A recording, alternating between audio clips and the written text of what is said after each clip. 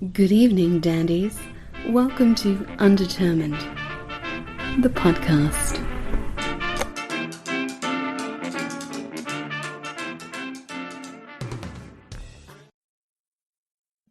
Thanks so much for inviting me on your show. It's really, I'm extremely flattered.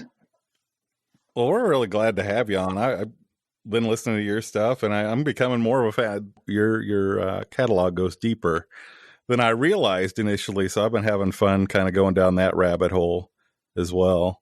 And just getting to know you the last few days has been pretty cool, I think.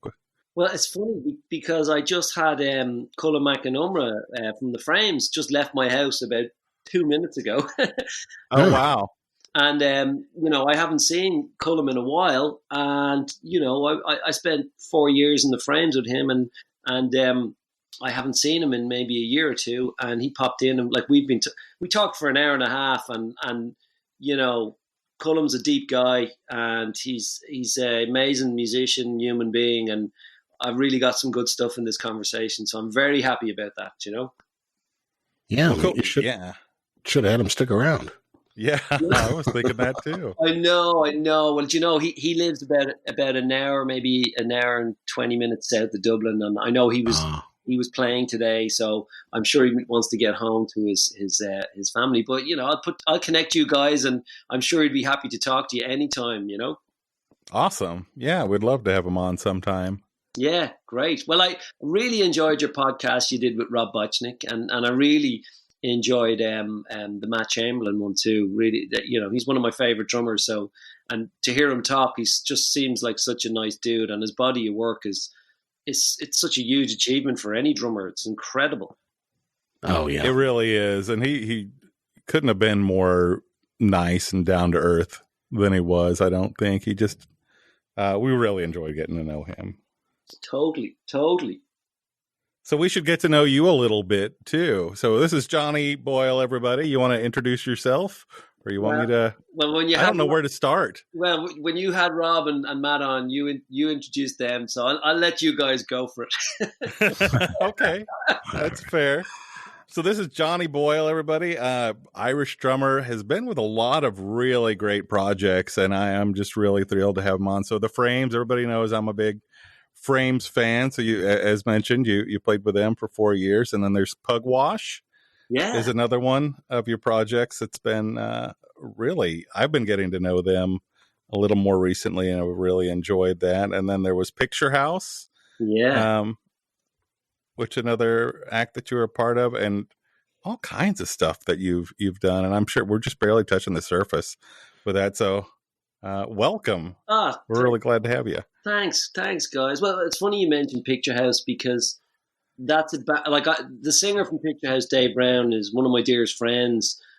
I joined my first band with him when I was like 14 years old, and we'd been friends from around the time since I was maybe 8 or 9 for a couple of years, and then I didn't see him for a few years, and in that time I'd gone from being a snot-nosed 10-year-old to all of a sudden I was 14, and my dad bumped into him one day and hadn't seen him in years. And Dave was explaining, I've got this band going and, but our drummer's not great and we're looking for a drummer. And my dad said, my son plays the drums. And he goes, your Johnny plays the drums? Like he didn't believe him. And my dad was like, no, you got to come up and check him out. So my dad came home that night and he's like, I just met Dave Brown. He's got a band and, he's coming up on Monday night to check you out. And I was all excited at the prospect of joining a band. Now at 14, my concept of joining a band was I'm just going to go into a room and play with a bunch of other guys. Right. So he came up and he was being all cool and kind of like, he said something to me like, so show me what you got, kid. And of course, I got up and I did my best Larry Mullen impression, kind of playing very 80s type beats, and I was quite limited to a degree, but I could keep time and I could play a few fills around the kit. So I kind of played and gave it my all, and he looked at me, and I'll never forget this. He says, "So are you in or are you in?" Nice. And that the next evening I went up to rehearse with the band, which was like a Tuesday night, and that Saturday I played my first show in Dublin, like at 14 years of age, and kind of from there I never stopped gigging. I was still in school, and funnily enough, Dave was fired from the band about 8 months later. And but these guys were all older than me. These guys were in their early 20s. So when you're 14 and someone's 21, that's a huge age gap. Oh, yeah, it really absolutely. is. Yeah. And I'd be coming up my school uniform to rehearse and do my homework in between, on breaks and stuff. And we had a singer, and the following year, when I was 15 or 16, I'd left school because my school was kind of wanted me to play sport for the school, and I didn't really have any interest. After school I went to rehearsals and I was gigging. So I left school early at 16, and I kind of didn't look back. And that year I went to Japan, and we went for like 10 days. We won some competition and played a stadium show with all these other kind of college bands. And then it kind of went very quiet for a year, and I ended up working in McDonald's. And then the band evolved with other members, and when I was about 18, we got some interest from Christmas Publishing in California, and they had just signed the Stone Temple Pilots. Oh yeah. I remember the A&R man sending me a copy of their first album on cassette, like a few months before it came out, and but at the time we had this singer who was a kind of he was a real Iggy Pop. He had a kind of similar physique to Iggy Pop, but he was off his head. He was taking a lot of acid at the time, and he had a very destructive personality. So we actually got signed, got a shitload of money, and then kicked him out of the band. and then we spent 2 years looking for another singer. How did that go over with the label? Well, they didn't get the money back. That paid my rent for about 18 months, and it wasn't a huge amount of money, but yeah, we tried, and we found a singer, and it didn't really work out, and at this stage I was like 21, 22. I moved to Northern Ireland for like a year or two because we had a singer we found, and we gave it a go, and it just didn't work out. At this point, the name, you got to check, the name of the band I was in was called Egro Dam. Mm. Now, Egro Dam is mad orgy spelled backwards. So suffice to say, we didn't go very far. Yeah. It sounds like you went all the way. I don't know. You're talking. This is the like early 90s, so you've got the whole grunge explosion. So I was like crazy into like the Red Hot Chili Peppers and Living Colour and Fishbone and Primus, Jane's Addiction, Alice in Chains, Pearl Jam, Soundgarden. All of these bands were like, they were such great bands, and it was a great time for rock music with Nirvana and all of that kind of stuff. So for a drummer to be listening to like bands like the Smashing Pumpkins and trying to imitate those drum parts and stuff, that was really inspiring for me, and it really kept me motivated. But at 22, I was back living in Dublin with no band.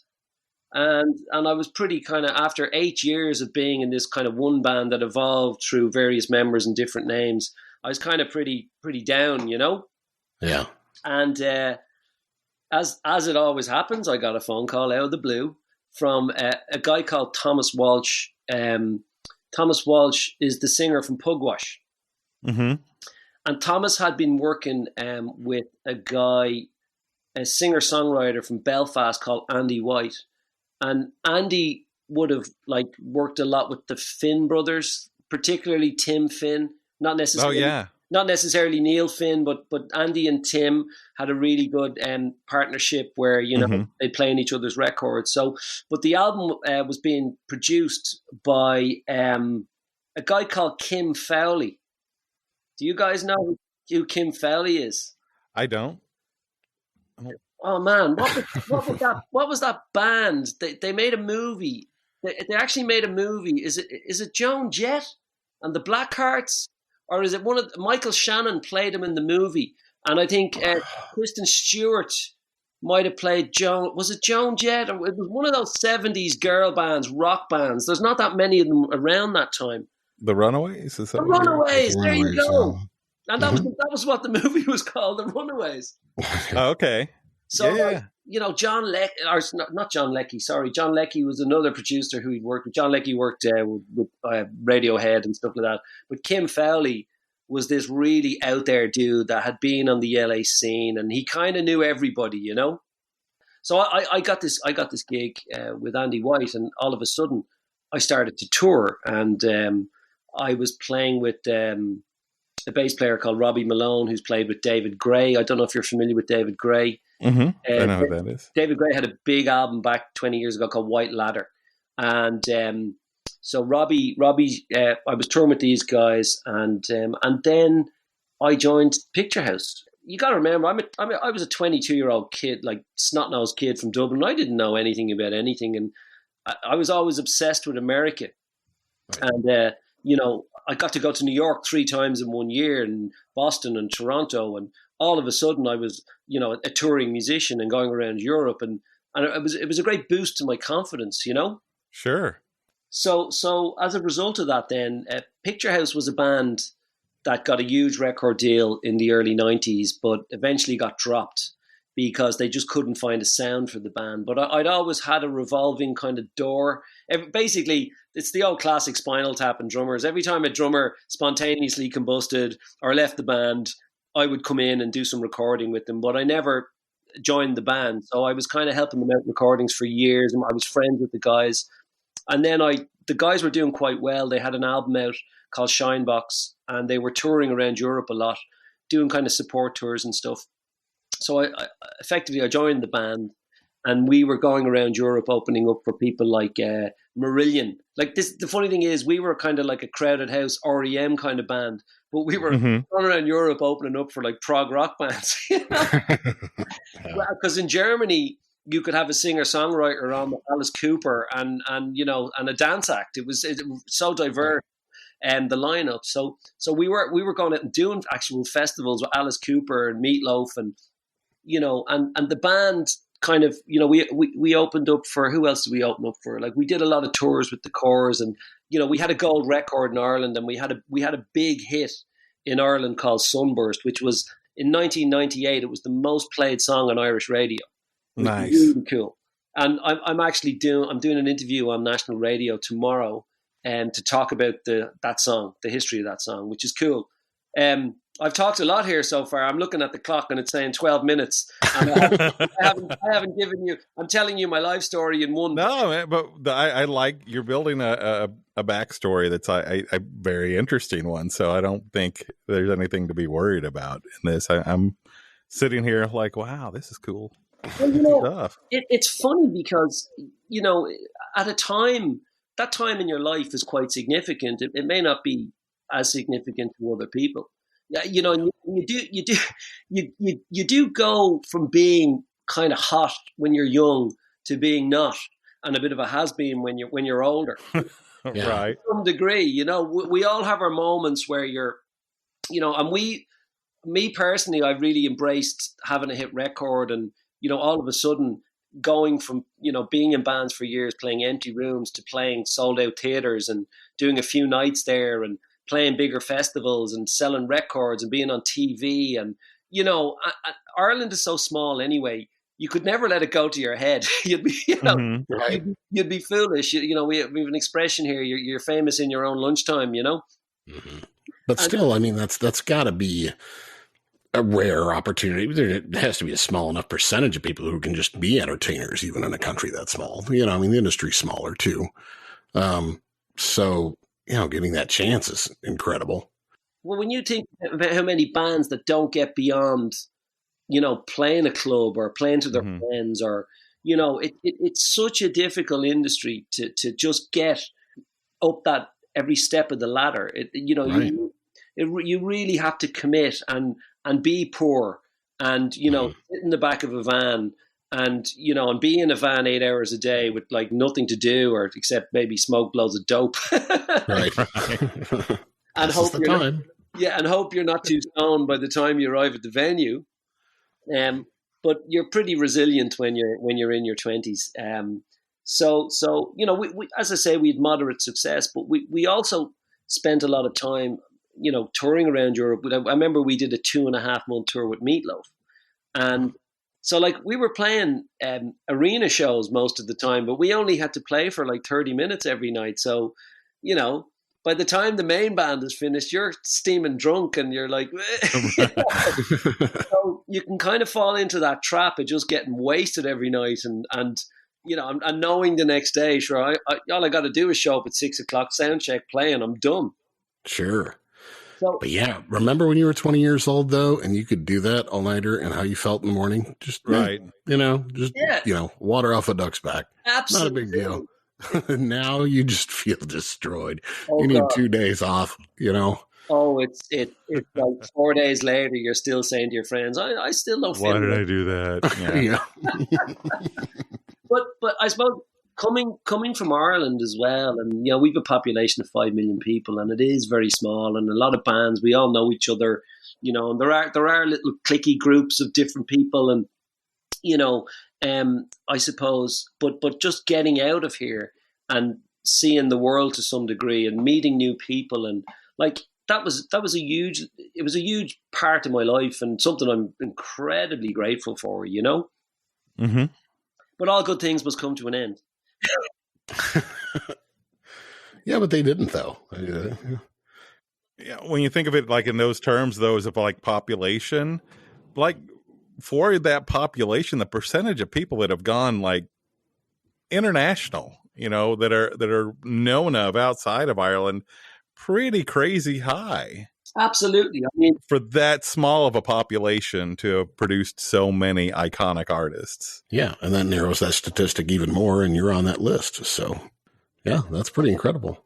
Well, it's funny to see so many guys I know still doing it 30 years later. I mean, even talking to Cullen from the Frames there today, and he's put out 3 solo records and he's done numerous soundtracks and, and he's still at it. But, he did reach a point, which he spoke to me today, and he said it was time for me to kind of get off the tour bus and do my own thing. And it is that thing of knowing when to quit. Mm-hmm. And I think that's what happened with me with Picturehouse.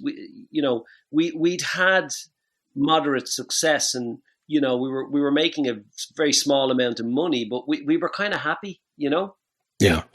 But we could never get beyond that theater stage. And this is the thing: you go from playing to your relatives to all of a sudden building a small club fan base to then potentially getting up to 500 people and then maybe up to 1,500, theater.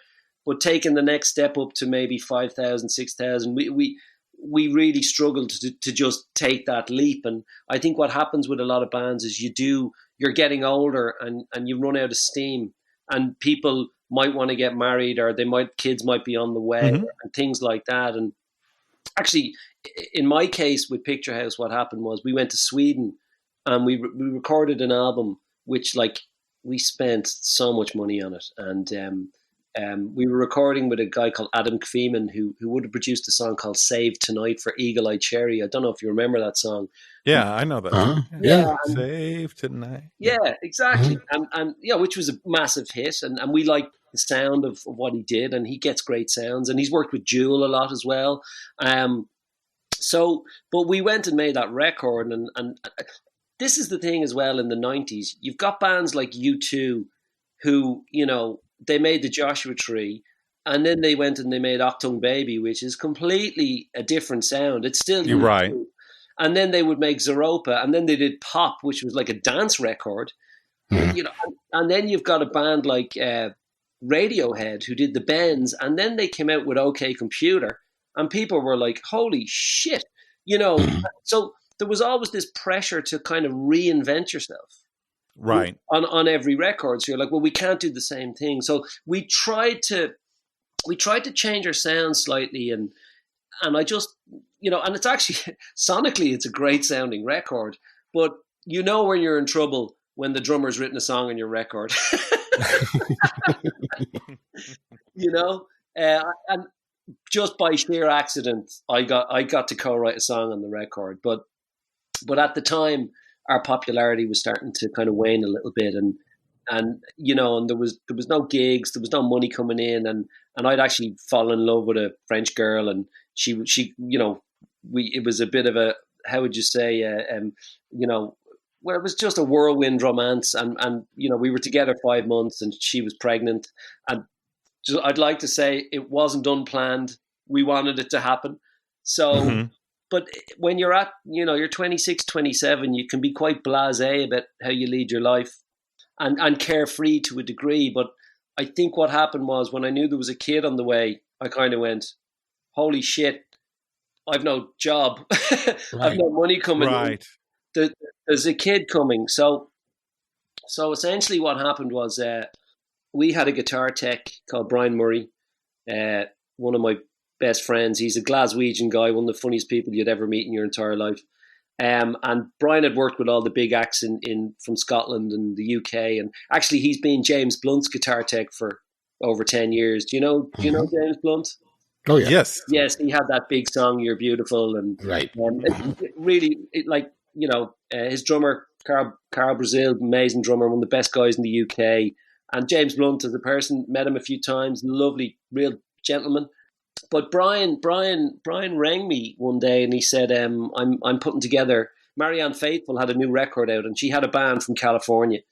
And he rang me and said, look, she's not too happy with this band, and she wants a new band. And I've suggested, I'm going to put a band together for you. So he's like, do you want in on this? Oh, wow. So, and I was like, paid gig, touring the world, playing with a, superstar with all that history.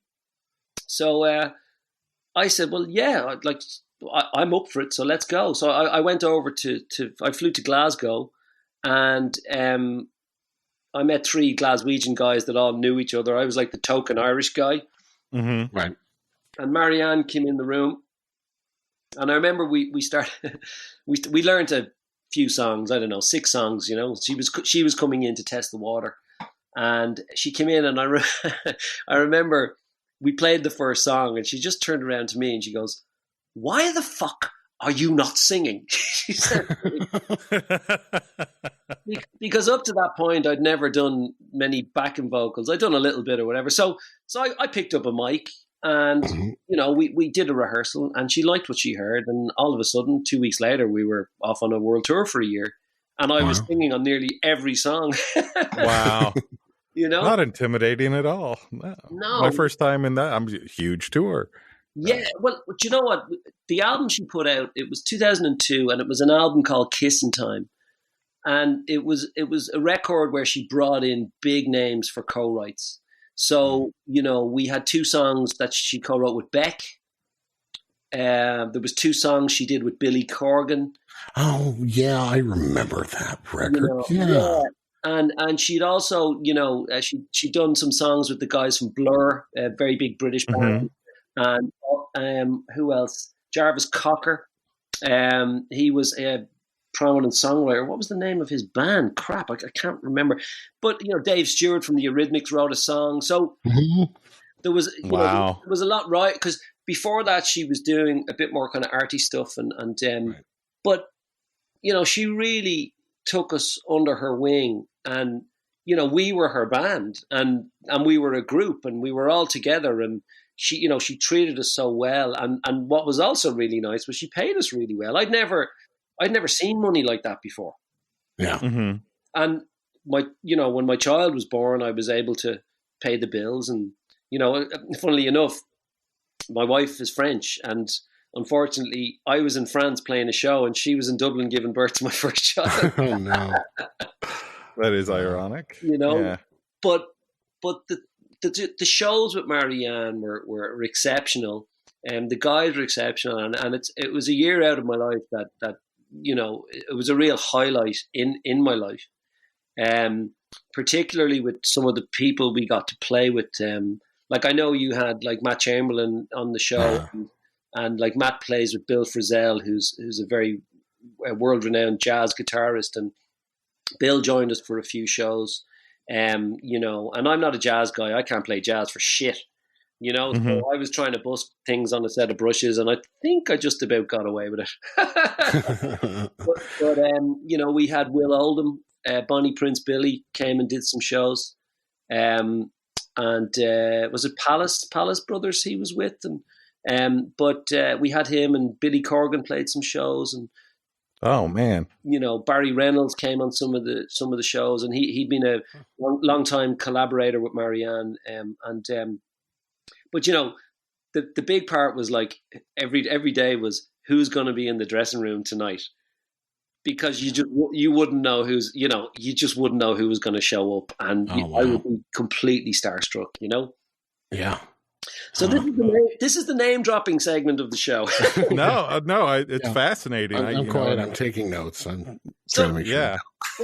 Well, again, I'm this snot-nosed kid from suburbia in Dublin, out there thinking, I can't believe my luck. I've won the lottery here, you know, being on a tour and being looked after, you know, and Marianne was kind of one of the original supermodels back in the 60s. You know, she was very revered.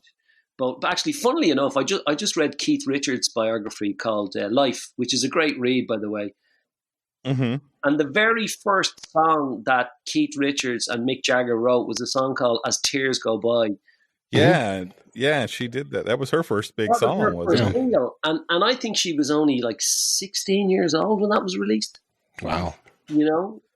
She had a much different voice at the time. She certainly did. Well, 10 years of drug addiction and homelessness and you know, a lot of hardship in her life changed her voice, but she came back with an album late 70s, maybe 78, called Broken English, which is a phenomenal record.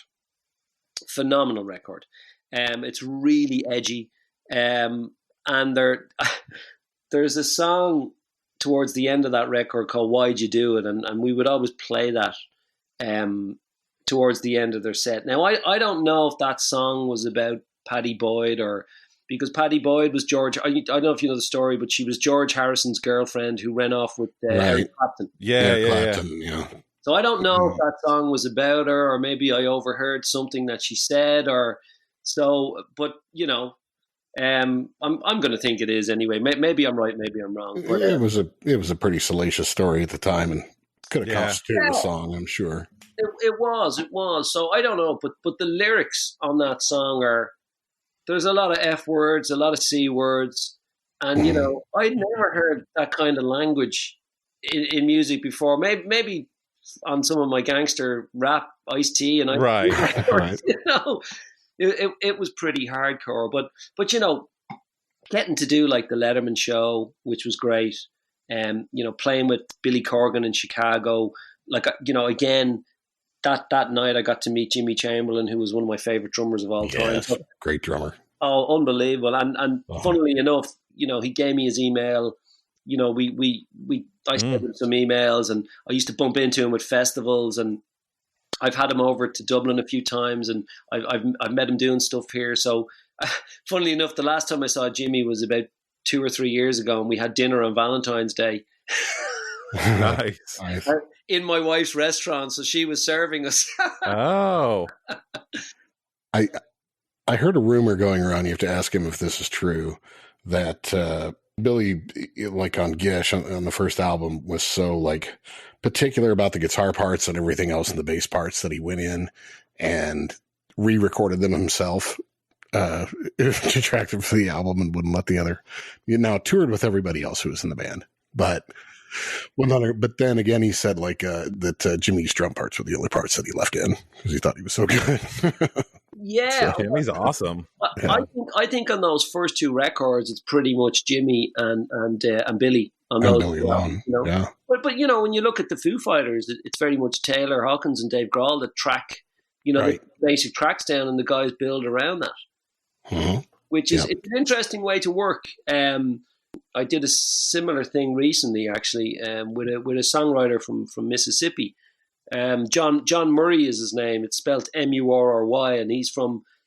Do you say Tupelo or Tupelo? Yep, Tupelo. Tupelo, which is the hometown of Elvis, right? Or where he was born. He's got a shack there. Yeah. I've been there. It's a little shotgun shack that he was born in and moved to Memphis really, really quickly in his life. I think he was like, by the time he was 5 years old, he was living in Memphis. Okay. Well, I did a record with this guy in a place called Rockfield Studios in Wales. It's kind of a legendary studio. It's like where Bohemian Rhapsody was recorded, and it was the very first. It was a farm basically in Wales, but it was the very first residential studio. Mm-hmm. And the first Black Sabbath album was done there. Nice. Coldplay did their first album there. Oasis did their first 2 albums there. Rush did a couple of albums there. So wow. It's a real rock studio, Right. I mean, well, obviously, lots of other diverse stuff has been done there, but yeah, we went in and just tracked everything. And a guy called John Parrish was producing, and and John has worked with like PJ Harvey throughout most of her career, Mm-hmm. and but he's a multi-instrumentalist. He was actually in the band The Eels for a while. Yeah, Eels, I'm a big Eels Oh, fan. me too, man. He produced the Soul Jacker record, and I would have seen him on tour with that record. But he's produced like albums for M Ward and Tracy Chapman. He's got a real diverse range of records he's produced. So when you're working with people like that, you gotta stay on top of your game. Yeah, Matt turned me on to Eels a couple of years ago, and it's real remiss that I hadn't listened to them sooner. Yeah, man, great band. Great band, man. They're addictive. Yeah. You've also played at Abbey Road, speaking of legendary studios. Well, funnily enough, I'd never been to Abbey Road before in my life, and I got to go there February of this year, and the John Murray record, which I just finished, they were mastering it there, so I didn't actually get. Oh, you didn't play there? Okay, I didn't play there, but I was up in the mastering suite. A guy called Christian he'd mastered the Ed Sheeran record, that big album, and he just mastered a record from a young Dublin band called Fontaines DC.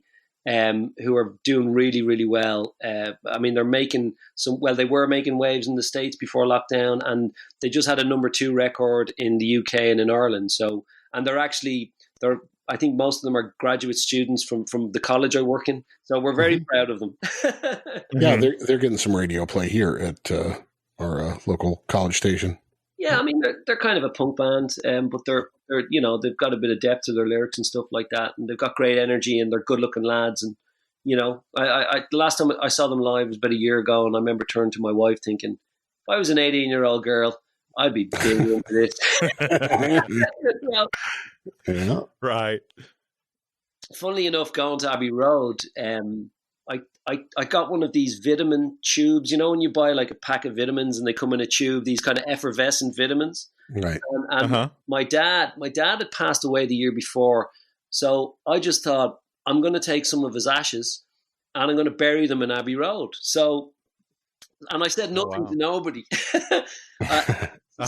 So inside Abbey Road in the building, they have a little canteen and there's a bar there. So when you finish your day's work, you can go and have a beer, and there's a lovely little garden like inside the complex. So I just went out to the garden during that day, and I just dug a little hole with my hands, and I put my dad's ashes in there, and I just left them there. And my dad was a real rogue, and he would have just loved the fact that I snuck him into Abbey Road, That's fucking awesome. He was always sneaking into places and stuff. But the reason it's quite significant to me is because when I was a kid, the 2 albums that were on constant rotation were Dark Side of the Moon, which was recorded in Abbey Road, and The Beatles' Abbey Road.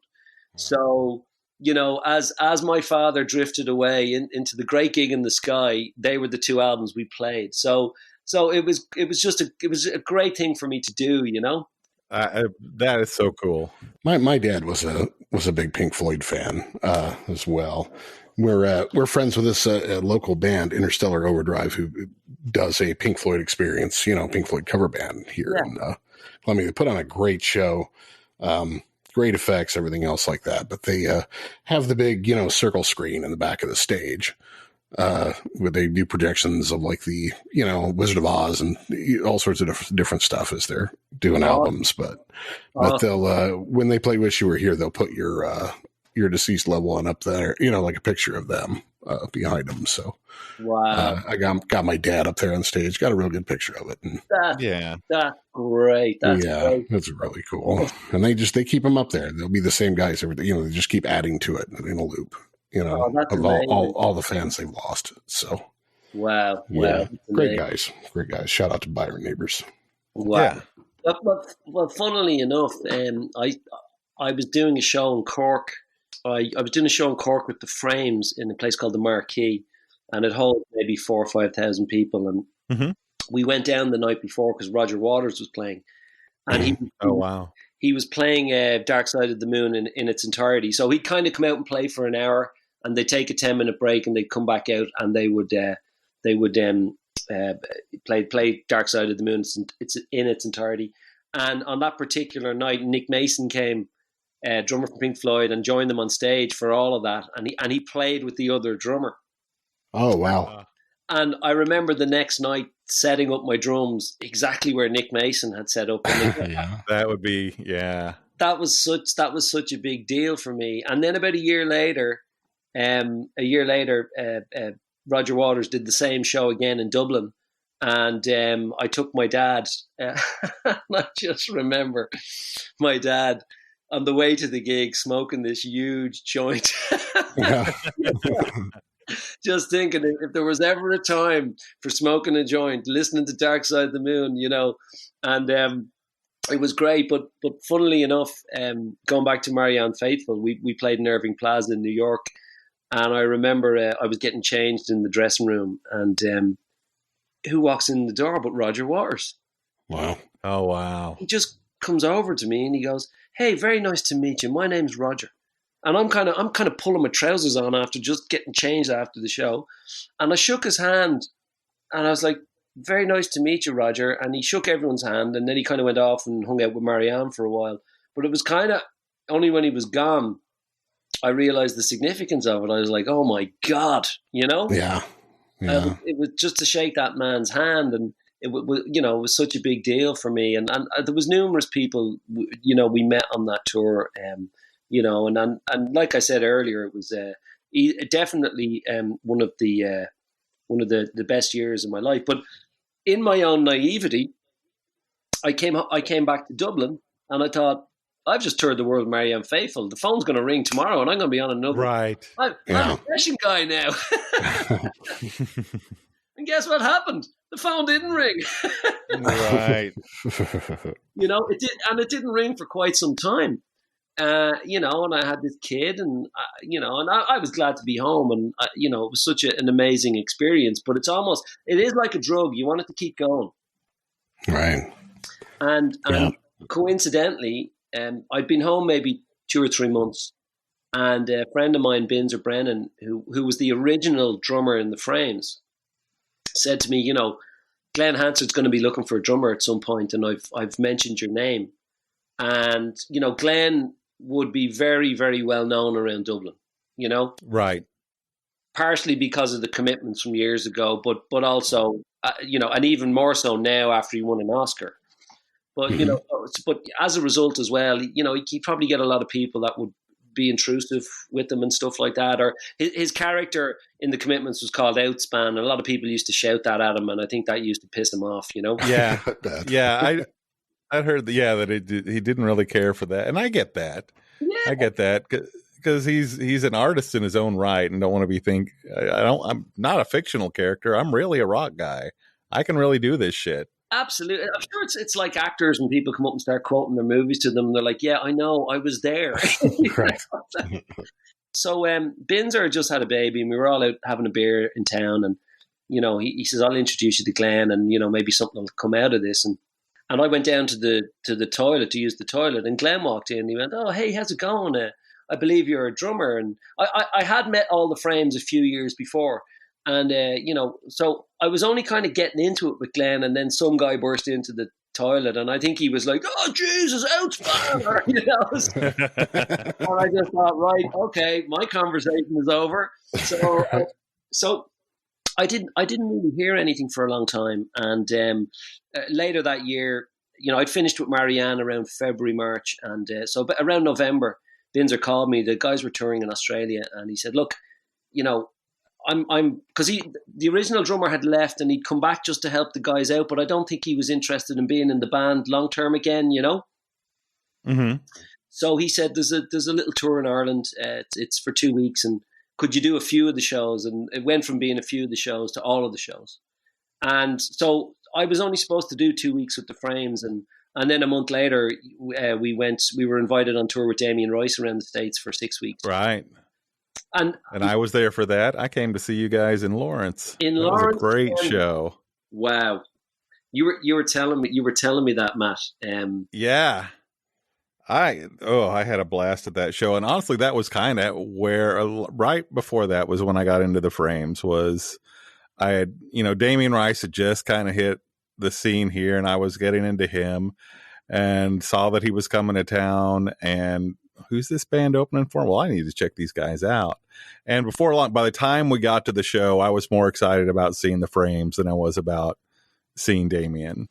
And that doesn't mean I wasn't a big fan. I love Damien Rice, but yeah, I was really excited about the Frames, and you guys put on like an insanely good show. And then the energy that I saw, you guys just looked like you had fun. We did, we played with our hearts, we really did. And Glenn, I got to hand it to Glenn. Like, that guy's the real deal. When he's out there, he's committed, and he's given the audience everything, and yeah. and that's expected from everybody else. Everybody else is kind of giving it socks, and I mean, a band at that level, because I remember going to see those guys in '93. I remember meeting them in like '94 at a gig and having a chat with them, and we had mutual friends, but they didn't really know me. I never thought in my wildest dreams I'd ever be in that band, particularly for 4 years. And Mm-hmm. It's funny because I remember, it's like there's a lot of shit's a blur to me, or it's forgotten about. I think my hard drive is slightly frazzled. But what I do remember from Lawrence, Kansas was that evening near the venue on that street, there was a sushi restaurant. Yeah, Rob's talked about this too, like the best sushi restaurant he's ever been to. That, like, I swear to God, that was the best sushi I'd ever eaten in my entire life. And I've been to Japan, and it was, and they had karaoke. So we were all drinking sake and Damien Rice would sing, and I was singing Beatles songs with him. And, I know Tomo, Damien's drummer, Tomo, has a load of video that night. And Lisa Hannigan, we all got up, and I just remember that being a really special night, because I think it was probably coming towards the end of the tour, Mm-hmm. and we'd been out for 6 weeks, and 6 weeks is a long time to be on tour as well, Oh yeah, absolutely. My dad was also a huge Glenn Hansard fan, and Matt turned me onto the Frames.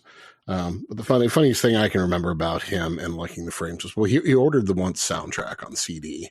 And I bought him an MP3 player like a few years ago. I was like, we can download this on iTunes and put it. He's like, nah. I don't want to do that. He was old school. So he had to order him the CD. Had to get online and get it for him. He was so happy when he got it and it got here. And I think that was the last CD he actually bought. Yeah. Wow. Was one soundtrack. I probably had an extra copy if you'd asked me for it. Probably. Well, I didn't get to play on any Frames records, but I did get to play on the One soundtrack, which I'm really... Mm-hmm. But it's funny, I was talking to Cullum from the Frames tonight, and he was saying, he remembers being at the Byron Bay Festival. And Glenn was talking about, at this point, the potential of doing some shows with Marquetta or Glova, and he was thinking of putting something together. Maybe at this point he'd already been on the short list or the long list for the Oscars. So he might have got news for that. And that all kind of kicked off. And I just knew, when he was nominated for that Oscar, I was like, he's going to win it. He's just totally going to win it. And so on New Year's Eve in 2007, we played a show in Dublin. And I just knew in my heart and soul, this is my last show. Nobody had to say anything. And I was like, ultimately I was super disappointed. But at the time, I suppose maybe due to my inexperience, I probably took it a little bit personally. But when you're a side man, that's what happens. You know, you come and go. You're paid to play. But I was made feel like a member of that band while I was there, and not so much initially, but as time went on, you know, they'd ask me to be in the photographs. I mean, because I was their touring drummer. That's what I was. You know. Well, you were there for 4 years. That's long enough. Yeah, well, considering I thought I was only going to be there for 2 weeks, it was like, hey, exactly. You know, and they were a good bunch of guys, and their manager Claire was great. She treated me really well, and it was a nice bunch of people. And as I say, it raised my game as a player, because you had to go out there and, you know, play your ass off every night. And Glenn is quite unpredictable as well in what he does, so you've got to be alert and watch him like a hawk. So there was a lot of that being on edge as well. But funnily enough, going back to the Damien Rice tour, it was that tour, because Damien used to open up for the Frames, you know, and it was kind of role reversal when it came to the U.S. Absolutely, because Damien kind of got his break here before the Frames did. Absolutely, and as a result, then, like, Burn the Maps came out, and, you know, we were able to go back and play bigger rooms in America and build on it, and, you know. But do like real iconic rooms like the Troubadour in LA, and, you know, I think the last show I played in America was the Henry Fonda Theater in Los Angeles. And at this point, I think with the kind of looming of the Oscar, there was a lot more people taking an interest in Glenn. So right, I remember that particular night, seeing Matthew Perry walking around, like Chandler from Friends, and, you know, Alicia Silverstone was there, and Claire Danes. So there was obviously, on the grapevine, there was more people taking an interest in the band, you know. Right. But, and that was kind of weird for me, but kind of cool too, because I was like, oh wow, you know, there's that little selfish part of you that likes it when, like, your favorite artist is yours. Yeah. Right. And then they break. And all of a sudden, holy shit, now I've got to share them with everyone. And you're happy for them, but at the same time, you're a little bit like, aw. Yeah, absolutely. Well, it's like when you see a band just before they break, and you see them with 400 people. And then the next time you see them, it's to 40,000 people. And it's not the same. Right. Yeah. Standing in the stadium. Like, yeah. Yeah, you know, and sometimes if I see a band and the gig is so good, and the next time they're playing in a much bigger venue, I it's not that I don't want to support them. It's almost like I don't want to lose the elation of right, my previous experience, you know? Right. Well, and Glenn is such a relatable guy. He's really good at just drawing you, like, just, you know, both a crowd and just individually. Any conversation I've had with him was like, wow, this was so easy. How did that happen? Well, he's just, you know, like, Glenn started busking on the street, you know, that was his thing. So I'd say as a singer, he probably learned to really project, because now you see buskers with amplifiers, and, you know, back then nobody had amplifiers. Mm-hmm. You just sang with a guitar in the street, you know, and you were part of the atmosphere of the street. And but very committed, and he's very, what I found as well is, you know, he won't accept, like, he'll stand by his convictions, and you know, he won't he won't accept mediocrity or doing something in a half-arsed way, you know? Right. We did a show once on Halloween, and it was being broadcast on our national station, RTE, in Ireland. And the whole idea was we would play this show on the round, and all of the audience had to dress up. So it was going to be something a little bit different. So when we arrived in the day before for camera rehearsals, what the guys had done was they just put a stage at the back of the room. And Glenn was like, this isn't what I agreed to, you know, he was like, take it down, just that's it. No, we're playing on the floor here in the round. And of course, you could see all the cameramen had set up all their shit. We're all kind of freaking out because they'd have to, you know, put their cameras somewhere else and stuff. Right. But, you know, he was dead right in what he did, and he had to be quite authoritative in the way he did it. But as a result, you know, we couldn't do camera rehearsals because everything had to be changed. So when that show went out live the next night, it was like we were just on, you know, with no rehearsal, or, you know, which again with the Frames is we never over rehearsed either. It was always quite fresh, and you would just have to have your shit together to be able to play that gig, you know? Right. And I've always had trouble explaining it, but to me, one of the things that I've really appreciated about the Frames is they sound really polished and really raw at the same time. And I don't know how one accomplishes that really, but does that make sense even what I'm describing? Well, it does, because, you look at nowadays, people are using a lot of tracks and everything is like super polished. And, like Glenn doesn't like using click tracks or anything like that. We very rarely, there was only one occasion we used a click. And I was the only person that had the click. Funnily enough, it was like in front of 20,000 people. It was our first show. No pressure there. But you kind of summed it up nicely. It is polished, but it's raw. And I think that's as a result of the guys being such good players. Yeah, everybody is just tremendously talented in that band. Well, Joe Doyle, the bass player, he'd come off a tour, and he probably wouldn't pick up the bass until the next tour. That guy did not hit a bum note in 4 years. Just did not. I never heard him hit a bum note, And Rob as well. I mean, Rob and, Rob's wife Cherie used to do merch for the band. Mm-hmm. So, they were on tour with us, and they're just two of the nicest people. I mean, listen to really, both of them are super sweet. Yeah, really, really are, and they do become a family. But I suppose being a touring musician as well, and being a session guy, it can be quite transient as well, if you know what I mean. Right. I'd still, if Glenn plays Dublin, he usually plays a few shows around Christmas time, and I'd go down and hang out with everybody. And, he'd play a 3.5 hour show, and then he's like, he's back in the bar out with the guitar till 5 a.m. He's got an amazing amount of energy, Yeah. And I imagine sort of like a construction job, kind of feast and famine. Once the house is built, you got to wait for the next house, to get started. You don't know when that is, No, but he never stopped. He put it, once the one movie kicked off, he did 2 swell season albums back to back. I think he's maybe, he's had 3 or 4 solo records out. That's maybe 3 solo. Yeah. That's 5 albums in 12 years. Right. No, but I was talking about your role. Oh, my role. Yeah. But sorry, I beg your pardon.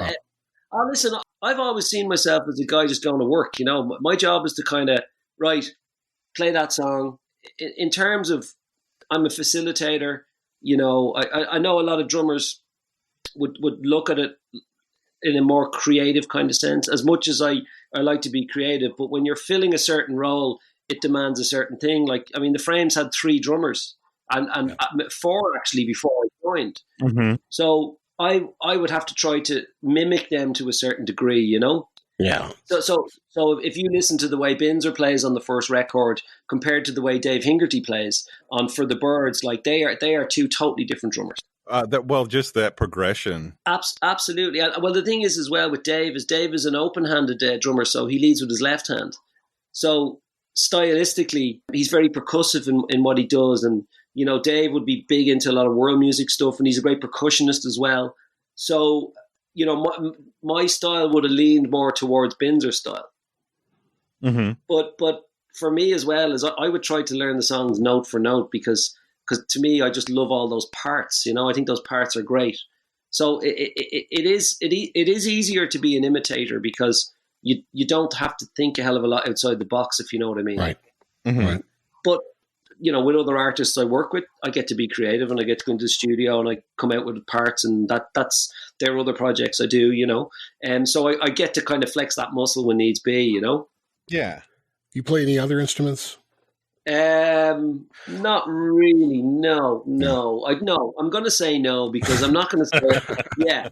Just because I can strum a few, chords on a guitar, that does not mean I can play it. No, No, but it's funny because I moved into education about 10 years ago. Mm-hmm. And there's a college in Dublin called BIMM. It's BIMM, and we are part of the Brighton Institute of Modern Music. And basically, people like James Bay have come out of there, and we're really starting to make a huge impact on the music scene in the sense that the first college opened in Brighton, and then they opened in Bristol, London, Manchester, Birmingham, Dublin, Berlin, and Hamburg. Oh, wow. So, and we're all interconnected as colleges. And funnily enough, I had a message yesterday from one of the guys that works in Birmingham, uh-huh. and his name is Tim Bradshaw. but he was in a band back in the 90s called the Fat Lady Sings, and they would have had a few hits in England and Ireland. And he went on to be John Mayer's guitar player for few years, you know. Oh wow! So yeah, so he's working in the UK, and he sent me a message saying, "Oh, you know, you should do a podcast with this guy Rick." And Rick was the drummer in a band called Elbow. I don't know if are Elbow well known in America. I'm not familiar. Well, I suppose the thing is you know, we're all trying to connect with one another, and I think that's really important, you know. And you know, even with you, Matt, you know, you sent me a message out of the blue, and you're like, "Come on the podcast." And I mean, I've been doing my own podcast, and it's been quite how would you say therapeutic doing a podcast, you know? Yeah, we found the same thing. It is. Yeah, it certainly is, especially during this time. You know, with everybody on lockdown and nothing else to do, no interaction with people. It's great. Yeah, it's funny. It's funny because, you know, talking to Cullum, he lives in the countryside, so it doesn't necessarily affect him as much as, say, me, where I'm living closer to the city, and, you know, you go into Dublin and it's, you know, it's like a parallel universe or there's some dystopian future because there's nobody in there. Yeah. You know, like the pubs are still closed, which is like, for Irish people, that's like tying everyone's hands behind their backs. Oh, yeah. You know? Yeah, exactly. Because have you seen the pictures coming out of like San Francisco? No. Speaking of dystopian, oh my gosh! I saw a picture of the Golden Gate Bridge, and the back of it is just lit up. Yeah, there's blood red sky. Yeah, it's it's terrifying. It looks like like hell. It looks like Blade Runner. Yeah, it looks like a hellscape. Yeah. Yep. It does. Well, you know, it's funny because this has been a great opportunity for kind of reflection and kind of for a lot of people, I'd say that maybe had some shitty part of their life that they've been putting up with for a long time. This might be an opportunity to break free from that and improve their quality of life. I mean, who knows what the future is going to be like, you know, in terms of, you know, will there be outdoor concerts? Will there be indoor concerts? Can you get together with your family at Christmas? Matt, you were telling me about that biker festival, you know, where there was... Oh, yeah, Sturgis. Yeah, there was like 200,000 cases as a result of that. Oh, yeah, something like that. Some insane amount. There were it was like 500,000 people that were attending that were at the bike rally. Yeah. And then just like an insane number of cases that have been reported from all over the country related to going to Sturgis. And I can't remember what that number was now. It's insane. It is. Yeah. And South Dakota, I've been to that area, and I mean, there's nothing there. So it just goes to show you it's not about, you know, your geographic location or people traveling or anything else. Like it's just people being close to people. Stay the hell away from each other. I mean, that's what you need to do. Absolutely.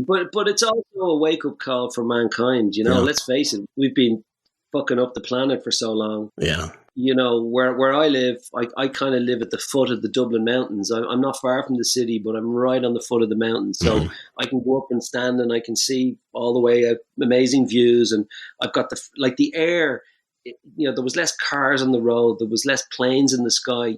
All of a sudden I could hear so many birds singing and, you know, and I'd go outside and all of a sudden you see these people, older people out walking and getting all this exercise they've probably been putting off for years, you know? And I do think it is a bit of a wake-up call. And unfortunately, you know, we do live in a world that is kind of tainted by greed and capitalist mentality. And, you know, like this whole thing is being politicized over here as well. And our government, like, it's the same in America. They're all making it up as they go along. Yeah, I think that unfortunately they're not being realistic about it. It's okay. Well, we don't want to pay anyone, you know, if it's not us. Basically, I should be the one to make money off of this, I think, is where everybody is. And the fact is, there are people at the bottom that need some support and help, and say, you know what, we're going to help you get through this, so we can all get through this. And instead, it's I don't want to pay anybody unemployment. Yeah, well, let's look at someone like Jeff Bezos, who's right, he's already like a multi-billionaire. You know, worth so much money, and now as a result of COVID and people ordering stuff online, he's tripled his business. And you know, he donates 100 million. 100 million to him is like 1 cent to me. Right. You know, all of a sudden they're like, "Oh, he's such a great guy." No, right. Pay more tax. and contribute more to society, because you're not. Right. You know, he's not. Right. And I was saying this just the other day, 13 billion in one day. The guy made 13. Yeah. Like, that's, nobody should be able to make that amount of money. It's immoral as far as I'm concerned. The system is broken if anybody can make 13 billion in one day. He didn't even sell anything. It wasn't like I'm having this one-time sale. I'm going to sell off half of Amazon, you know. Yeah, I mean, everybody has a responsibility to contribute to society. When you look at, like, even in Ireland, you know, the elderly do not get looked after properly. People spend their whole lives working, paying their taxes, and then what they're given is they're given a state pension, which is $200 a week. And it's actually, you cannot live on that. No. It's impossible to live on that. I'll tell you a story, right? Mm-hmm. Okay, I haven't told many people this, and of course, this is probably the worst thing I can do is put it on a podcast. We'll be the judge. Tell us. Okay, so my father was on dialysis, so he had kidney failure, and he was on dialysis for 10 years of his life, and gradually over those years, his quality of life started to deteriorate. So he was given what we call a council house. So you're given a house to live in, and you pay a certain amount of rent each month, but you still have your telephone bill, because your telephone bill is your only connection to the outside world, because he couldn't really walk. Right. So, you know, you're paying for your Wi-Fi, your telephone bill, your TV stations, you're paying for your food, but on the money he was on, he couldn't actually live on that. So my old man would go to the shopping mall or shopping center, and he used to say to me, see when you're over 65 years of age, he says, you're invisible. Nobody sees you. Mm. So he would fill up his shopping cart with all his shopping, and he'd just leave with it. You know, and I don't. There's a difference between being a thief, and there's a difference, I think, between, you know, stealing for survival. Sure. You know, now, as I said, I haven't told a lot of people that story, and I don't look down on my old man for that. I think, you know, I think he was doing it to survive, because he, you know, I got 2 kids. He probably didn't want to say to me, "Can you fill my fridge every week?" You know, right? I would have had my own financial struggles at the time, but you know, he did get caught a couple of times. Right. Just acted confused and oh dear. Well, I mean, they took him down. They took him down the station, and did they? You know, they put him in a cell, and he's like, guys, I'm on 25 tablets a day, and I'm on dialysis 5 days a week. If you want to keep me here, that's fine, but there's a good chance I could potentially die during the night, and it's going to cost you. Send them home. Yeah. You know. Well, here in America, we'd look at the medical bill alone, and we'd say, "No, you're going home." Right. There's no way we're paying for this.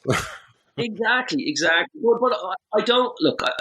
Stealing isn't right. I understand. Sure. You know, but you're talking about a guy that knew, you know, he didn't have very long to live, and this was survival. Sure. For example, my mother is living on 200 euros a week, and she lives in a house where, like, in the winter, it costs €1,000 to heat the house for 3 months. Yeah. You know, so, and what my mum would do is she would take in like foreign students and, you know, look after them and feed them, and they'd go to college and stuff, and she'd get a bit of money from that, and that would enable her to pay her bills and get through the kind of tough winters. Right. Because utility bills, and I'm sure it's the same in America, your gas, your oil, your electricity, it's all very, very expensive.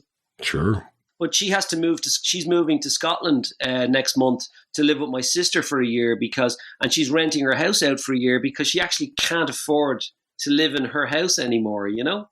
And she doesn't want to sell it because she wants to leave it to me and my sister and stuff, you know? Yeah. So this is the kind of world we're living in. And these are people that have worked hard all their life. Right. And no, it's bullshit that people can work that hard and have to struggle so much in their golden years, for lack of a better term. Meanwhile, there is somebody making $13 billion in one day, and capitalism is we don't ever want to fuck with cap. Yes, we do. Yeah. Yep. I'm in the same boat. I moved my parents in with me. Really? When I bought my first home, I was like, just make sure we sold their house. We took a little bit of the profit from there so we could buy a bigger place, you know, to accommodate their space. And, but yeah, I moved them in with me. I mean, the idea to me was they're starting to get older. I'm going to have to go take care of 2 hot water heaters, 2 roofs, 2, sets of gutters. They're not going to be able to take care of themselves. They're on the same sort of, Social Security. Yeah. Didn't have a real retirement. So, but yeah, don't charge my mom for any bills, but and with she's got about that. I mean, it's about, I'd say between $800 and $1,000 a month. But it's really just enough money for her to have just to operate on. Yeah, absolutely. And we make sure the bills are paid. Well, I'll tell you, maybe I'll be that guy in 20 years' time filling up those shopping carts. Right. But who knows, man? Like I'm 46 years of age, and I've worked all my life. I'm not afraid of hard work, and I'm very lucky to be a musician. And put food on the table and a roof over my head. But me and my wife, we bought a house in like 2007, and the crash happened in 2008. Yeah. We struggled for a really long time, and that puts pressure on a marriage and your own personal mental health. But when I turned 40, I lawyered up. And when I say lawyered up, I had a friend who was a lawyer who was willing to help me out, right. And out of his kindness, he negotiated on my behalf with the banks, and I cut a deal. And, funnily enough, the deal was cut 4 years ago, and I've 1 more year left paying a vulture fund. Right on. I've spent my entire 30s and the bulk of my 40s in debt. But, that's my story. Everybody has a story. Sure. I'm not looking for sympathy. It's just an experience I went through, but it's an experience where I considered every option, every get out option, if you know what I'm saying. Right. Sure. Well, I think a lot of people assume that if you have any kind of position where you're in the spotlight at all, that means you're rich. Right. And it's not true. Well, it's funny actually, because like, I suppose in Ireland, if people see on TV, like our equivalent of the Late Show or whatever, they assume you're making money and stuff. And that's very much not the case, Mm-hmm. Like you go on TV in Ireland, like you get about $100, Right. Mm-hmm. Yeah. So it's free catering. But free catering. Yeah, you just go in the green room afterwards and you drink as much as you can. The craft card, yeah. It's funny because you can't end up being bitter. You can't end up being that way. You have to be optimistic, and you have to get on with it, and you have to see what's good in your life. And I got 2 beautiful kids, but my eldest daughter is about to finish school next year, and they're great girls. And my wife works really hard. My wife's been working in the restaurant and bar industry for years, and she's managed some of the biggest bars in Dublin and stuff. And that industry's been hit now as well, but thankfully she's got a decent job. And but the music industry in Ireland has been decimated. Yeah. Oh yeah. We're not allowed play, and a lot of people. And we have a group here called the MEIA, and they've taken action, and they're lobbying with our, Minister for Culture and Arts to help these musicians out and get grants and kind of say, look, if if we're not allowed to work, what do you expect us to do? And that doesn't even take into account the sound engineers, the lighting guys, the guitar techs, the crews that build staging, the event managers. All of these people are out of work, Mm-hmm. Yeah. And we're coming into winter now. We're coming into, we're in autumn, We're coming into winter. And it's going to be a very dark time for a lot of people. I'm concerned about that. You know what I mean? Yeah, I am too. I see the apprehension rising in people. Yeah. You can feel it. Yeah. And it's fair. Well, in so many aspects of mental health and everything we have to watch out for. I mean, we were just talking about, this isn't directly mentally health involved, but talking to our daughter about how Halloween's probably going to be canceled this year. Trick-or-treating is anyway, as far as that's concerned. But, I was also reading an article the other day about how during the pandemic, AA has shut down. Yeah. Because they're not allowing people to meet in that close of proximity and, over a certain.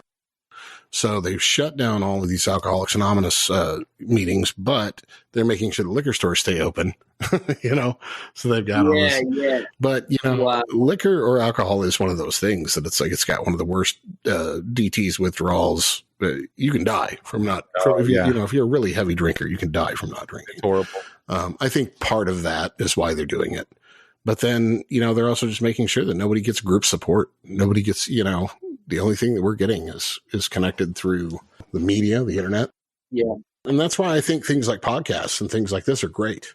Yeah. Because they bring people together without a pundit involved or without a newscaster or an analyst. It's just people talking.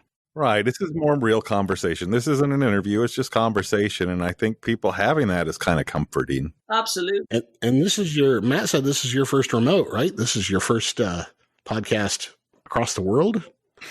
Yeah. This is my first remote podcast. So I'm learning from you guys. So because there's lots of people in the States I want to talk to, and this will be a great opportunity to go about it. So this will open up the people I'll have access to, because my intention was to, last year I was kind of saying I'll get some episodes up and I'll fly to the States, and I've got friends in New York and some people I can talk to. And, because I do invite a lot of kind of American musicians to come over to Dublin and do master classes in my college or put some shows on and things like that. And I've had some really cool people over, and it's been a great opportunity for me to interview them and stuff like that. But obviously with technology now, I mightn't have to travel, I mean, obviously it is nicer to do it in person as well. Sure.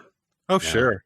Yeah, we've done it in person. Yeah. It's much better to have looking in someone's eyes, and you can see when they're going to pause or when they're going to, Yeah. So in some ways, these come off sounding a little bit more like phone calls, but you get used to it. You do. And this is the way the world is. You see, what I do is I take my guests for pints of Guinness. There you go. And you get a few Guinness into them, and, it loosens the tongue a little bit. And, Sure. because, we have a really big drinking culture in Ireland. We really do. Man. What? My liver is about to get up and walk. I swear to God. I should be sponsored by Guinness at this point. Right. But again, that's the drinking has gotten out of hand, I think, for a lot of people as well, because they're not working. Sure. But I think even for me, I do enjoy a drink, but at the same time, I'm quite active, and I know when to stop. Sometimes. Sure. Well, you know what I've been craving lately, and it's something we can't get here, but it's Sheridan's. Oh yeah. What's Sheridan's? That's like it's an Irish drink. It's like a cream liqueur and a coffee. Yeah. Like half of it's like is it coffee or is it just chocolate? Half of it's like a chocolate liqueur and half of it's like it was coffee. I don't know. Maybe it's coffee. But it's delicious. That's what it is. Yeah. We got some when we went to Ireland back in '96. It was the last time I've had any. It's like the split bottle. So like half the bottle is the cream and half of it's the coffee liqueur. I think so. Yeah. Yeah, the coffee liqueur. It's kind of like Bailey's with a coffee liqueur. We've got Bailey's here, which is quite similar. So when were you guys in Ireland? I went to Ireland for my honeymoon in '96. Wow. Yeah, a long time ago. Where did you go? Went to Kinsale. I was down south mostly. Wound up in Cork by the end. We just rented little cottages and just drove all up and down, the coast. Went to Dingle Bay and some of those areas. And beautiful country, man. I love it over there. I've said to everybody that I know, Ireland is the only country that I visited or been to where I would actually move there away from the United States if I could afford to and Great. Be away from family. And I loved it there that much. Wow. Cork is beautiful. Kinsale is beautiful. West Cork, down Kerry, Dingle, all that part of Ireland is beautiful. Oh, it's gorgeous. Beautiful. Yep.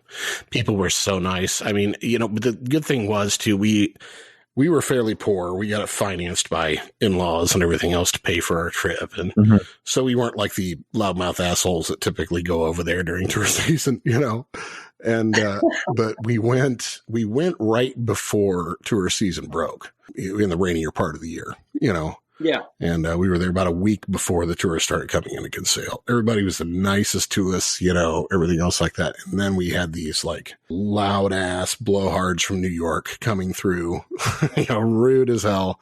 And we were just like, that's why they hate Americans here. Wow. Because they only see the rich, loud ones. It's funny because during lockdown, we're not allowed to leave the country, right, except for essential travel. And so now myself and my family, we went to France in July because my wife's French. She hadn't seen her parents in a year. So we went anyway. And we went for 10 days and we were as careful as we could. We weren't in Paris or anything like that. We were out on the coast, very open spaces, not a lot of people around.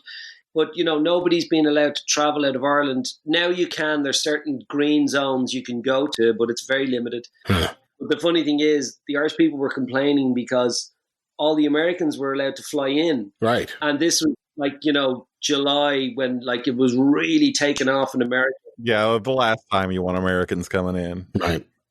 But the thing is, the whole idea is if we have a rule here that if you arrive in Ireland, you have to self-isolate for 2 weeks. Oh, really? So all these Americans were arriving over and nobody was letting them in anywhere. They were like, how long are you in the country? So they're just stuck. Yeah, they're like, I can't put my staff, my staff need to be safe. My customers need to be safe. And it wasn't not an anti-American thing at all. It was people, abiding by the guidelines. Yeah, there's no way to contact trace that, who they were in touch with and who, if you get an outbreak. Yep. Absolutely. But I'll tell you, they weren't getting any fish and chips anywhere. Right. Yeah. Oh well, I'm hoping I'm it's funny because when all this kicked off, a lot of my musician friends were like, we'll get back gigging for the summer, and I was like, I'm not so sure. Yeah. I'm very grateful that I have a college gig where now I only work 2 days a week for the college, but and again, we're doing a lot of it remotely, and expectations are high. It's not ideal. Mm-hmm. The goalposts are getting changed on a regular basis, so there's an element of frustration to that. Mm-hmm. But I'm hoping by next spring there can be some. I think with a pandemic as well, it's like anything, isn't it? It affects the weaker people, like the elderly and the vulnerable. Sure. And eventually it kind of fizzles out. We're having a lot of cases, but not a lot of deaths here. Yeah, and that's typically just because, like, the elderly and the infirm, they're home anyway. They're not really going many places, except when you have instances where they're breaking out in nursing homes. Yeah. And we've been told anyway in a lot of newspapers around here in Missouri that they're not reporting nursing home cases. So we don't know. Oh, really? Well, yeah. There's a lot of shady stuff going behind the scenes. Sure. Around here. A lot of stuff not getting reported. Yeah, they're trying to really, and I think there was just like something that came out where the White House is basically limiting what CDC can say, like they're kind of editing CDC reports. Right. And are you optimistic about Joe Biden? Well, not as much optimistic about Joe Biden as I am about Trump completely fucking things up really soon. Yeah. I think he already has. Right. I mean, you hear the chatter around here lately, and it's just, there's nobody defending him. There's nobody running a Trump campaign. Right. I'm not seeing as much of anybody coming out pointing their fingers like they have been. No, they're throwing conspiracy theories at Biden. Yeah. Is what they're doing because he's just indefensible. Right. Or like, oh my God, Nancy Pelosi went and got her hair done without a mask. Right. Oh, wow. You really got us now. Right. Man. Wow. Our feet are to the fire at this point. No, like that's the worst you got. Your fucking guy is saying it's okay to kill our troops. Yes. Right? He's overlooking that. But Nancy Pelosi was wearing a mask at a hair salon or took her dog. Yeah. Wow. Or a guy who brought a rifle to Kenosha, Wisconsin and murdered 2 people, hunting them. Right. That guy's a hero. But a haircut's worse. Yeah. I know. Well, in Ireland, we look to America. We've always looked to America for inspiration, and the ties to America are huge. Stop it. We're not worth it. We love you guys, but I've been so lucky to travel all over the States and make a lot of friends, and it's a place I love to go to, and I really hope to kind of get back there as soon as possible. I took my wife to New York twice, and we love going there. And I'd like to explore more of the States with my wife. And but it's funny because all that stuff about Nancy Pelosi, and we had a situation here where basically a load of members of our government, like we're all told, you're not allowed more than 10 people in a room, yada yada yada. You can't do this, you can't do that, and then 80 of them go off and they have a big golf gala. Right. And they all got caught. They all got caught, and loads of them lost their jobs. Yeah, and these were politicians that had high-powered jobs in Europe and stuff like that. Well, for a while it was kind of hopeful, and I don't mean to sound mean, sir. I don't want anybody to be sick, but I was kind of relieved in the fact that it was when it first started, it was kind of a jet set disease. You know, it was affecting the wealthy because they were traveling everywhere. They were bringing it back from like Italy and places like this if they'd been on cruises. And it wasn't like, that's what you get. But it was more to me like, you know, need to be more careful when you're traveling. You need to do, you know, and it was, I don't know, at least it was nice to see a disease that wasn't constantly affecting the poor anymore. Sure. Yeah, that's true. That's true. I mean, a friend of mine, I spoke to her one day, and she's like, "Oh," she said, "my ex-husband was like, you know, he was on a cruise in the Gulf of Mexico, and he caught it, and you know, he was brought to a hospital in Florida, and he died. And he was an Irish guy, and he's like, you know, the kids are in Dublin." You know, the ex-wife is in Donegal in the north of Ireland. She couldn't even travel to see her kids. Her kids were told, "We'll send you his ashes." Yeah. And that's pretty much it. It's you know, obviously funerals with 5-6 people, and so you know that's why, you know, when 80 people from our government go and have a big dinner and you can't even bury your loved ones with more than 5 people, it's like right. It's like, what's going on? I went through a COVID funeral just a couple of months ago with my brother. Yeah, it was very strange. Oh, really? Yeah, very different. Yeah, man. It's my mother's a diabetic and she's a heavy smoker, and she's living in fear. Well, and with good reason. Yeah. Yeah, well, she goes and does her shopping at 7 a.m. in the morning, you know. The only problem is she can't buy any wine. You know, you can't buy any alcohol I think before 11 a.m. Yeah. in Ireland. And you cannot buy any alcohol after 10 p.m. at night. Oh, really? Wow. Yeah.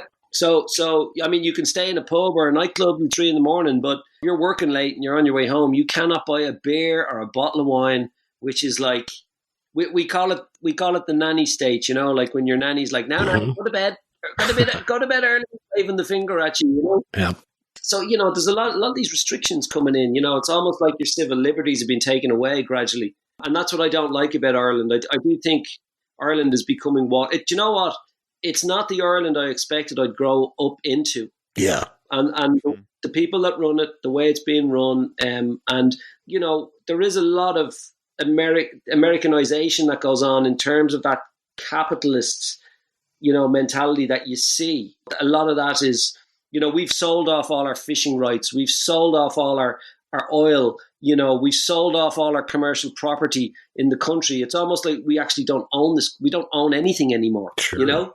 Yeah, and American tech has come over and taken over so much stuff there. Oh, yeah. Yeah. There was like a big boom where, it was very business friendly in Ireland, and a lot of American businesses were moving over there. And I kind of, even when that was happening, I was like, oh, is Ireland going to be glad they did this in a few years?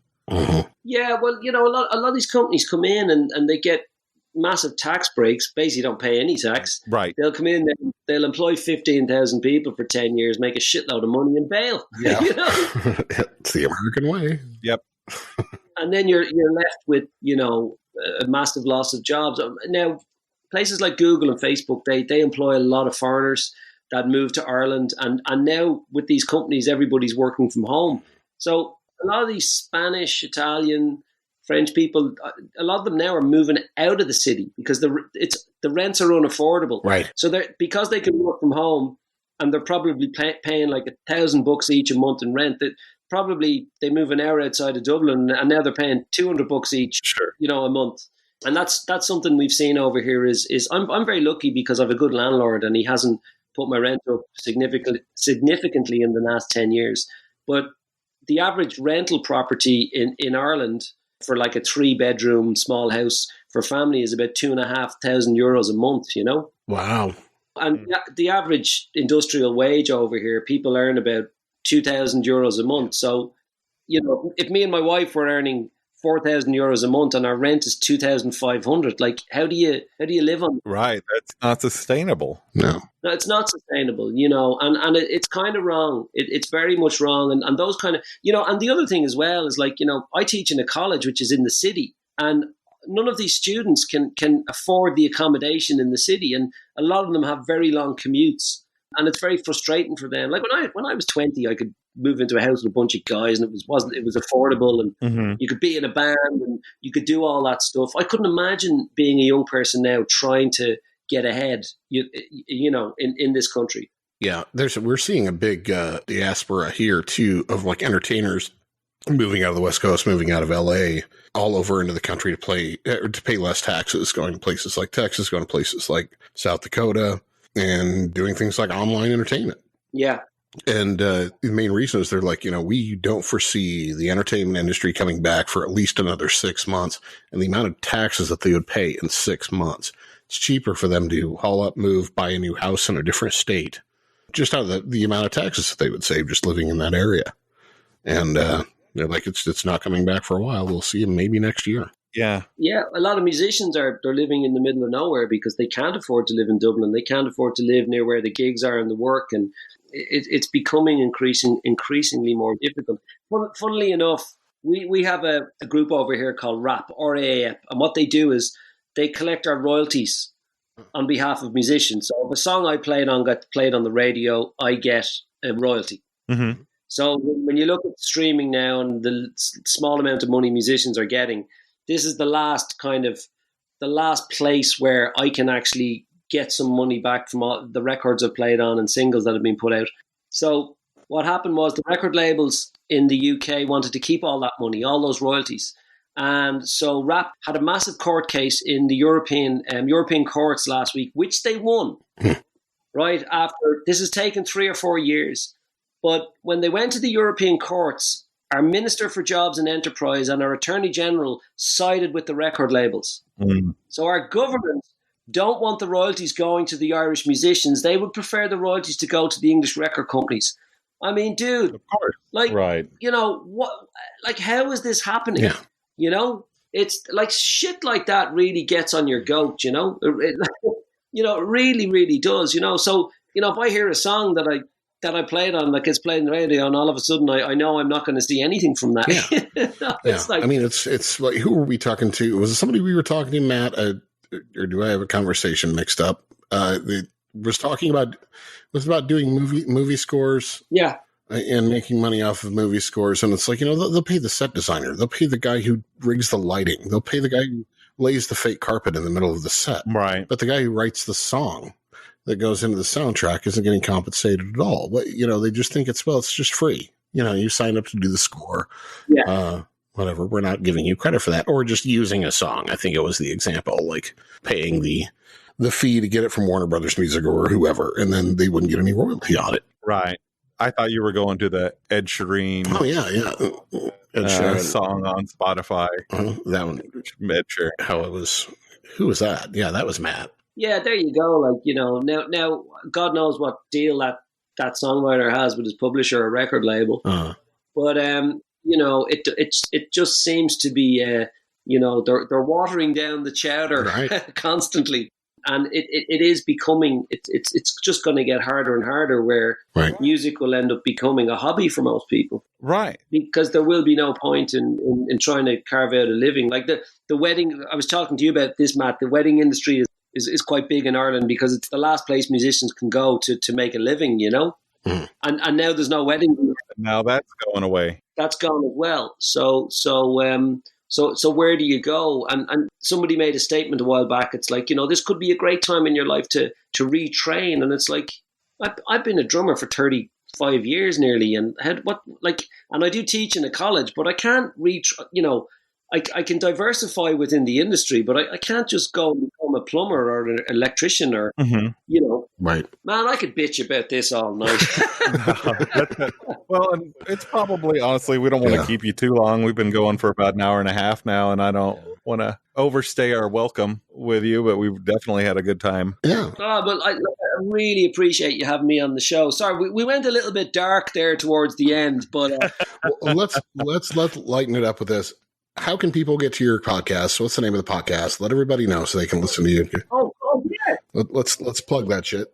Okay, my podcast is called the Brief Encounter Podcast, and I think I've 10 episodes up so far. Okay. I have interviewed a lot of Irish musicians, drummers, singers, actors, and some New York drummers as well. A guy called Nate Wood from a band called Kneebody, great jazz band. Nate's worked with Shaka Khan and Sting, and his dad used to be Kenny Loggins' guitar player, which is kind of cool. Oh, cool. but he's a phenomenal talent and drummer, and he's released his own solo records as well. I've had guys, Paris Monster, a drummer called Josh Dion, and his bass player Jeff, two super guys. They've done a few shows here. So what I'm interested in on the Brief Encounter podcast is just talking to people about their journey. Like, I'm not breaking any new ground, but I think when you're doing something like this for 20 or 30 years, you do become quite philosophical in how you see the world or see your career. Sure. And for having moved into education, I'm always saying to my students, I'm closer to death than you guys are, to having a career, maybe. I don't know, but it's I've become quite reflective, and I've been very lucky to have the life I've had, and there are ups and downs with that. But even Cullum from the Frame said to me, he wouldn't change a thing, and that's it. It's when it's good, it's good, and when it's shit, it's kind of shit. But that's what life is, and I'm how would you say, curious about that. I'm curious about people's experiences, Sure. I think that lines up really well with what we are looking for too, and I think we got some of that with you today, and I really appreciate that. Oh, listen, guys, I really appreciate you, asking me to come on the show, because what's great about podcasts is there's an intimacy to it. Absolutely. And it's not an interview, it's a conversation, which I like. Yes. It's not just here, and you guys just have a conversation. You don't just start quick firing loads of questions and I got to get through I find when I prep for my podcast, I might have 20 questions lined up and I get through 5. we wrote them down. We just tossed them out. It doesn't work. And it almost feels like when I have too much written down and I think about it too much, then like when we get to it, I'm searching for that way to ask my question. To shoehorn. Yeah. Yeah. It doesn't come out as clean when I do that. I don't like it when it's forced. And usually when you force it, you miss something. A lot of the time, there's something really interesting coming that you don't expect if you just allow it to happen. Right. Absolutely. I didn't expect to talk about politics because, I have an interest in politics from afar. As in, I like to stay informed, but I don't, I'm not too heavily invested. I like to know what's going on in the world. Sure. But at the same time, we got to enjoy our lives. We got to get on with things. We got to stay positive. Because you can get caught up in all that bullshit as well, Sure. You really can. You got any other irons in the fire right now besides just staying alive at work and doing the podcast? Is that pretty much taking up all your time? Well, I'm waiting on this John Murray record to come out, which I'm really excited about. Uh-huh. So I'm hoping that's out in January. John's going to do a few solo shows because there's only a small number of venues open. You can play to maybe 40 people. So I have that coming out next year. And, at the moment, nobody's doing anything. So it's like a case of just sitting tight until something happens, Right. So I'll teach now for the moment and maybe do some practicing, watch a shitload of movies. There you go. I think I'm going to do that today. Yeah, and drink more Guinness. Yes. It's early here, but... Yes. Pick up some Sheridans. Yes. Yeah. Tomorrow morning, I'm lucky because I'm going on national radio to talk about. They have a segment called the story of the song, and it's the story of a song called "Sunburst," which was Picturehouse's biggest hit. The song I mentioned earlier was the most played song on Irish radio in 1998. So I'm going to talk about its inception and all the funny shit that happened to us and all of that. So, but this is the first time where I've been the interviewee and not the interviewer. So I hope I don't fuck it up. Is there any way to live stream that so we can see how hungover you are? It's Mario Rosenstock. And it's on a station called Today FM. I'll send you guys a link. I'll send you a link. Excellent. Awesome. Yeah. I'll send you a link tomorrow and, have a listen and you can give me some feedback and say, dude, you totally screwed that up. Wow. I have a feeling you're going to do great. Yeah. It'll be fine. It'll be fine. I didn't drink last night and I'm not going to drink tonight. So I'll be fresh as a daisy tomorrow, All right. Yeah. All right. Ladies and gentlemen, Johnny Boyle, thanks for coming on, man. I had a really good time. Absolutely. I'm going to give you guys a round of applause all the way from Dublin, Ireland. Thank you. Give ourselves one. Listen, guys, thanks so much. And do stay in touch, all right? We're on it. Absolutely.